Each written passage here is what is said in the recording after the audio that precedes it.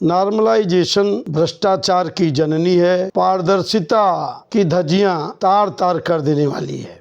ये भर्ती आयोग तानाशाही से, हठधर्मिता से भंग कर रहा है, प्रतियोगी अभ्यर्थियों को बदनाम करने पर तुला हुआ है और आयोग मनमानी कर रहा है। सरकारी अफसरों की साजिश है योगी सरकार के खिलाफ 17 लाख परिवारों को सड़क पर उतारने की। एमएलए साहब, प्रयागराज में जो चल रहा है इस पर क्या कहना चाहेंगे? प्रयागराज में तीर्थ की धर्मस्थली पर कई दिनों से प्रदेश के पीसीएस अभ्यर्थी, आरओ और एआरओ के अभ्यर्थी शांतिपूर्ण ढंग से आंदोलन चला रहे हैं। प्रतियोगी अभ्यर्थी ये चाहते हैं कि एक दिन में एक पाली में परीक्षा कराई जाए। 2023 में इसी आयोग ने, इसी सरकार ने एक दिन में एक पाली में परीक्षा कराया था। प्रतियोगी अभ्यर्थियों की ये मांग जायज़ है। दूसरा महत्वपूर्ण मांग है कि नॉर्मलाइजेशन समाप्त कर दिया जाए। नॉर्मलाइजेशन वो विधा है कि कम अंक पाने वाले को अधिक अंक पाने वाले का नंबर काट कर दे दिया जाए। किसका नंबर कटा और किसका नंबर बढ़ा ये कोई जान नहीं पाता। नॉर्मलाइजेशन भ्रष्टाचार की जननी है, पारदर्शिता की धज्जियां तार तार कर देने वाली है। यदि नॉर्मलाइजेशन हुआ तो बड़े पैमाने पर योग्य अभ्यर्थी चयन से वंचित रह जाएंगे और धांधली करके अयोग्य लोगों को एसडीएम और डिप्टी एसपी चयनित कर लिया जाएगा। अभ्यर्थियों का जीवन एक तपस्वी जीवन होता है। 5-6 साल तपस्या करते हैं, तब वे पीसीएस अधिकारी बनते हैं। समाज से कट जाते हैं, रिश्तेदारों के यहाँ कहीं नहीं जा पाते हैं।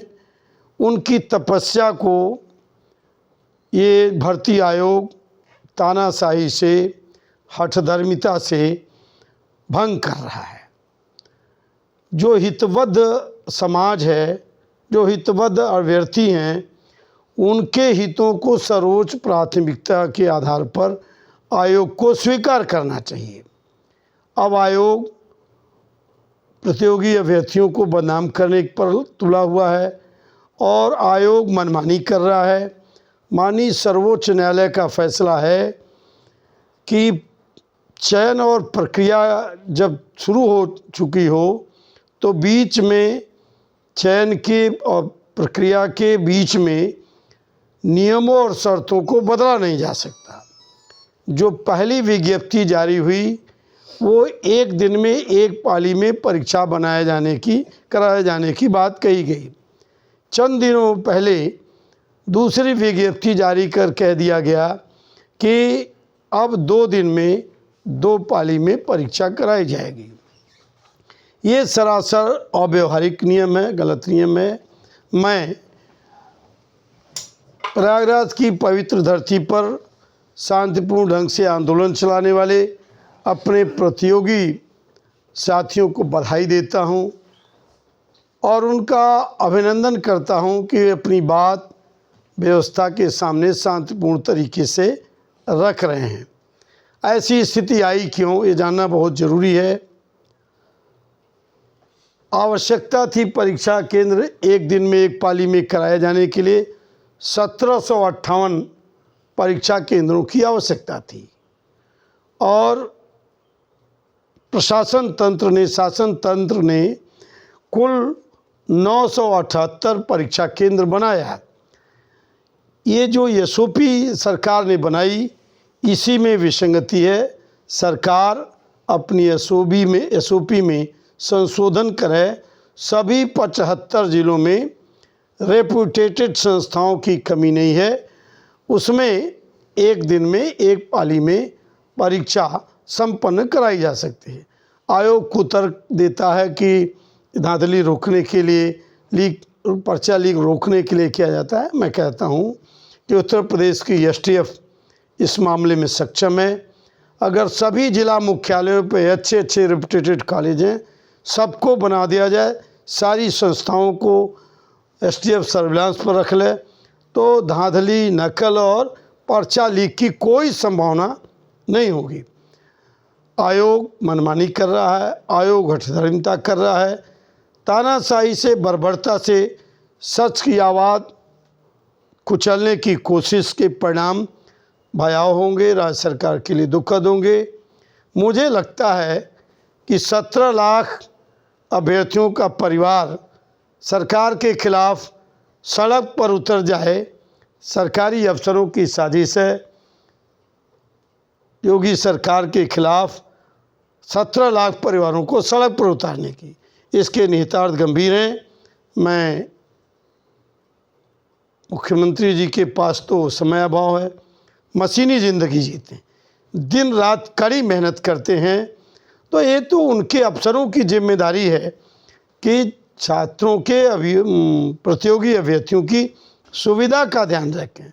वो तो सिर्फ सुविधा ये चाहते हैं कि एक दिन में एक पाली में हो, ऐसा हमेशा होता आया है।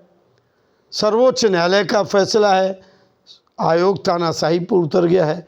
अब आप सर्वोच्च न्यायालय का फैसला नहीं मानेंगे, लाठी और दमन के सहारे छात्रों के अधिकारों को कुचलेंगे, तो मैं दमन के खिलाफ हूँ, अन्याय के खिलाफ हूँ, नाइंसाफ़ी के खिलाफ हूँ। प्रतियोगी छात्र इंसाफ के लिए लड़ रहे हैं, अन्याय के खिलाफ लड़ रहे हैं। मैं उनके आंदोलन में पूरी तौर से उनके साथ हूँ और आपकी अनुमति से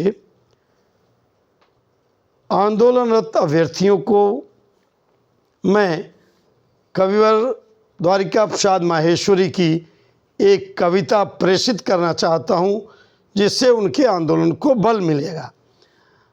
द्वारिका प्रसाद माहेश्वरी ने अपनी पुस्तक में लिखा है, कविता में, जिसका शीर्षक है वीर तुम बढ़े चलो, धीर तुम बढ़े चलो।